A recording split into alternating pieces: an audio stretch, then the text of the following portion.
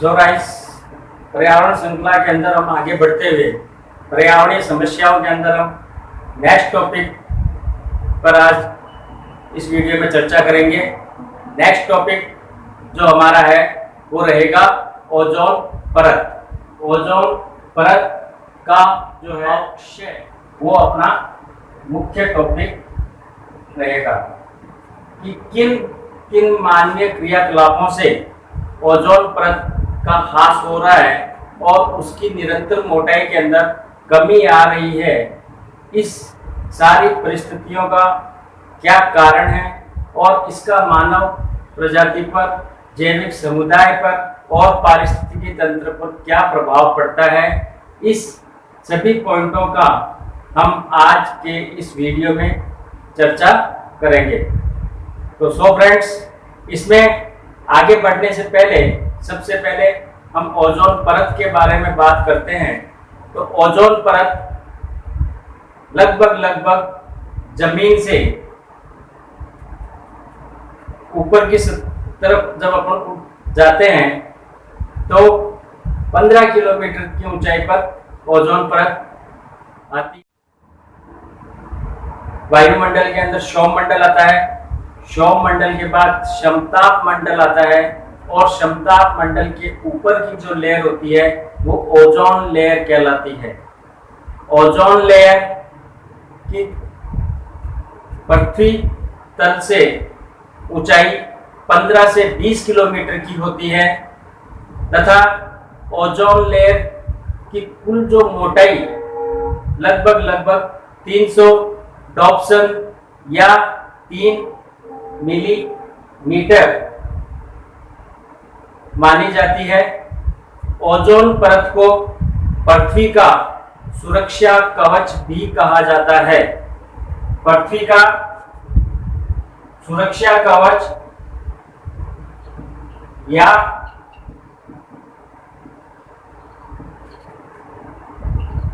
पृथ्वी का छाता,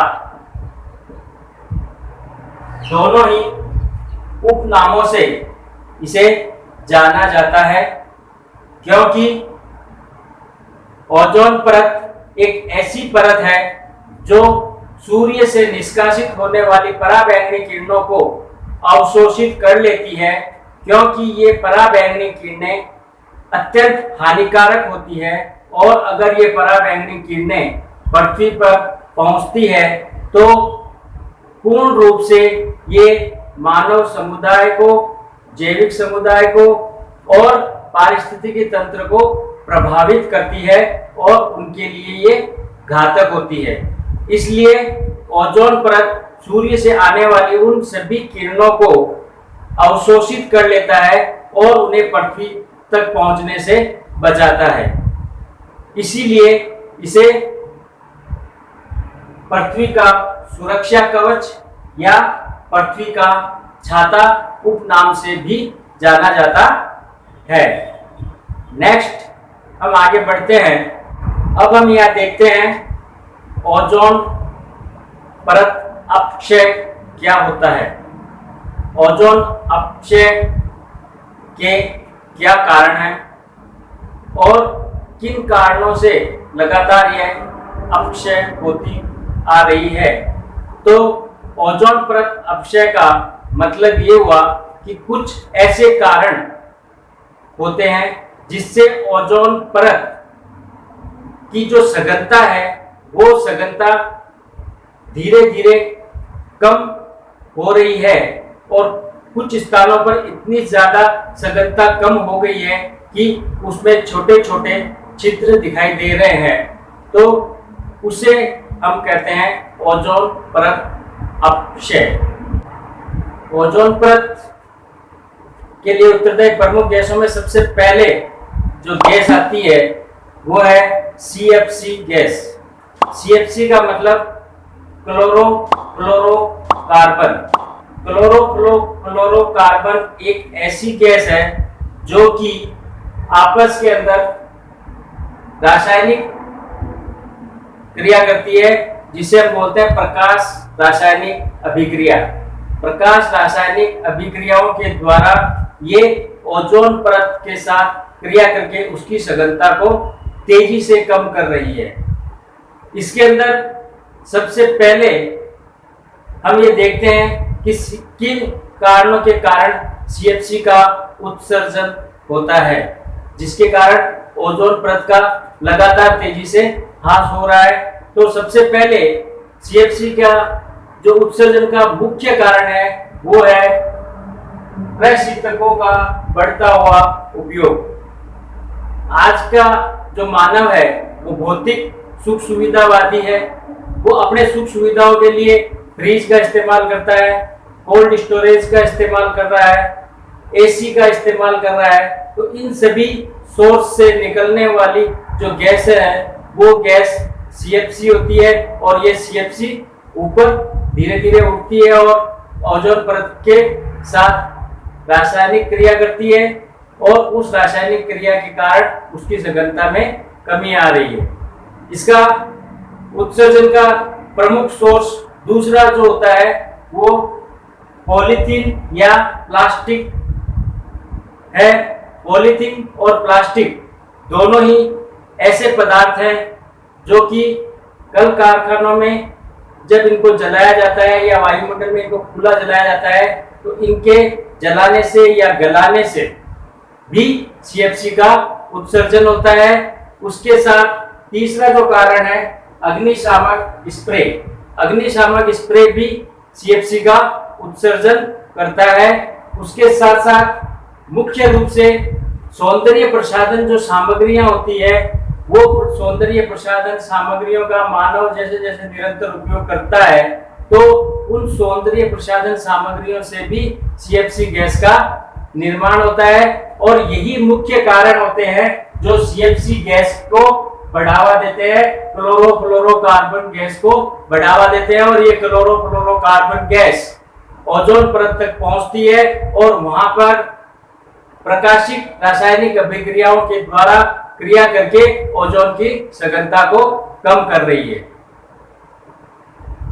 इसके साथ दूसरी कुछ अतिरिक्त गैसें भी हैं जो भी ओजोन परत की सघनता को कम करने में अपनी भूमिका निर्वाह कर रही है।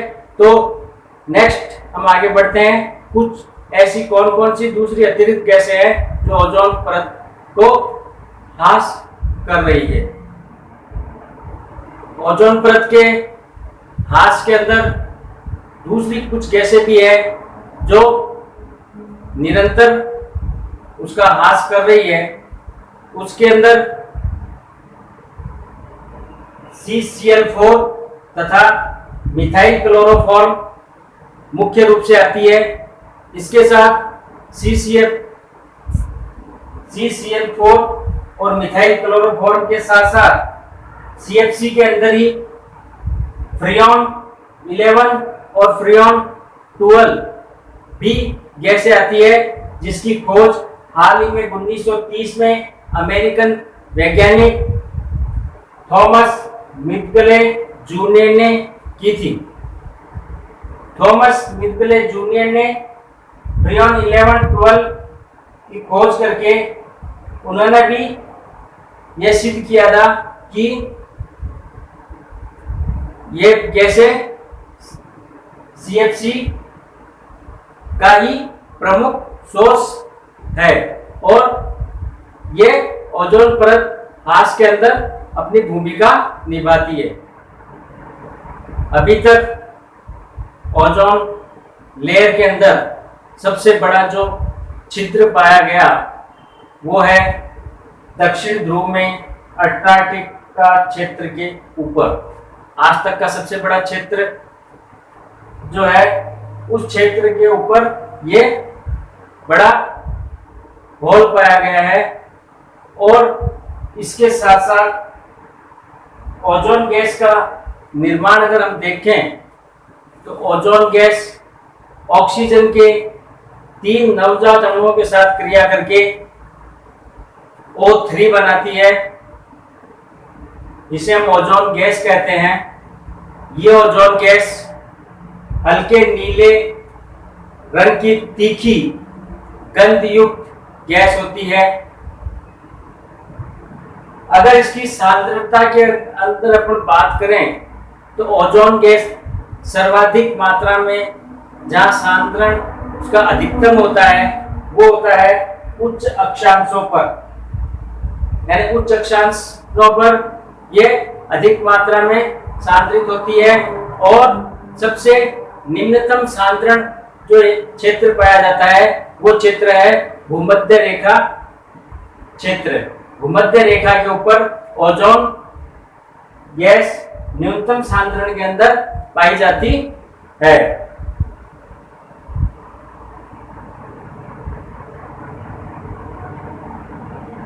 नेक्स्ट, ओजोन गैस के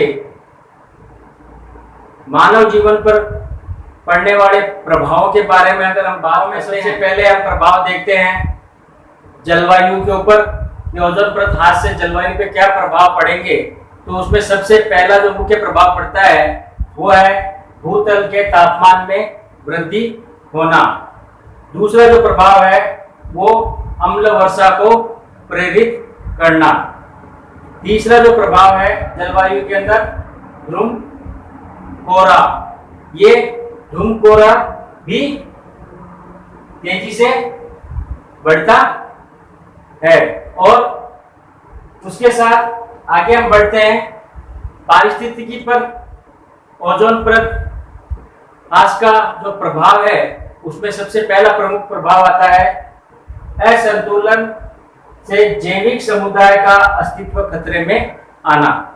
सबसे मुख्य जो प्रभाव है वो यही होता है कि इससे सारा का सारा पारिस्थितिकी तंत्र प्रभावित हो जाता है। और जब किसी भी जब कोई भी पारिस्थितिकी तंत्र प्रभावित होता है तो उस परिवेश में निवास करने वाले सभी जीव जंतु का अस्तित्व खतरे में पड़ जाता है। और जब वो खतरे में पड़ जाता है तो धीरे धीरे उनकी मृत्यु निश्चित है और वो प्रजाति लुप्त हो जाती है। उसके बाद मानव समुदाय पे अगर हम देखते हैं तो ओजोन परत आज जैसे निरंतर हो रहा है, अगर वो निरंतर उसी तरीके से बढ़ता रहा तो मानव समुदाय पे इसका बहुत ज्यादा प्रभाव पड़ेगा। क्योंकि जो सीधा सूर्य के प्रकाश जो पृथ्वी पर आएगा पराबैंगनी किरणों के साथ पृथ्वी पर पहुंचेगा, और जैसे ही वो पराबैंगनी किरणों के साथ पृथ्वी पर पहुंचता है और मानव उसके संपर्क में आता है तो मानव त्वचा कैंसर को वो मुख्य रूप से पनप पाता है। और उसके साथ खाद्य संकट भी उत्पन्न होता है। दूसरा जो प्रभाव इसका मानव समुदाय पर पड़ रहा है वो दूसरा प्रभाव है भूमध्य क्षेत्र में तापमान में वृद्धि होना। यानी भूमध्य क्षेत्र के आसपास जो भी जनजीवन चल रहा है, जो भी प्रजातियां वहां पे निवास कर रही है, जो भी जीव जंतु वहां पे निवास कर रहा है, उस स्थिति के अंदर वहां का तापमान बढ़ जाएगा और मानव समुदाय या उस परिवेश में रहने वाला जीव उस तापमान को सरवाइव नहीं कर पाएगा और धीरे धीरे वो प्रजाति नष्ट हो जाएगी और पृथ्वी से एक समय वो लुप्त हो जाएगी। तो यह भी एक इसका बहुत बड़ा मुख्य प्रभाव हमें देखने को मिल रहा है। उसके बाद तीसरा प्रभाव आ रहा है मानव समुदाय पे शारीरिक मानसिक विकास अवरुद्ध होना। चौथा प्रभाव जो इसका आता है मानव श्वसन तंत्र प्रभावित होना। मानव श्वसन तंत्र जो प्रभावित होता है वो मुख्य रूप से धूम कोहरे के कारण होता है। और नेक्स्ट जो प्रभाव आता है वो आता है रोग प्रतिरोधक क्षमता में कमी। और इसके अलावा सबसे महत्वपूर्ण जो प्रभाव आता है पराबैंगनी किरणों के द्वारा मनुष्य के ऊपर वो आता है मनुष्य की त्वचा के साथ। क्योंकि जब भी वो किरणें या वो प्रकाश त्वचा के संपर्क में आएगा तो वहां पर त्वचा कैंसर को उत्पन्न करेगा। तो सो फ्रेंड्स, आज के वीडियो में ओजोन परत ह्रास का ये टॉपिक मैं समाप्त करता हूं और नेक्स्ट वीडियो में हम बात करेंगे इसी श्रृंखला में आगे बढ़ते हुए green house effect. So friends, अगर आप लोगों में से अभी तक किसी ने मेरा चैनल अगर सब्सक्राइब नहीं किया है तो आप लोग ऐसी भूल ना करें, अति शीघ्र मेरा चैनल सब्सक्राइब कर लीजिए और बेल आइकन को प्रेस कर लीजिए ताकि मेरे आने वाली नई वीडियो तुरंत आप तक पहुंच सके और आप उसका लाभ ले सके। सो थैंक यू, मिलते हैं नेक्स्ट वीडियो के अंदर, तब तक के लिए धन्यवाद।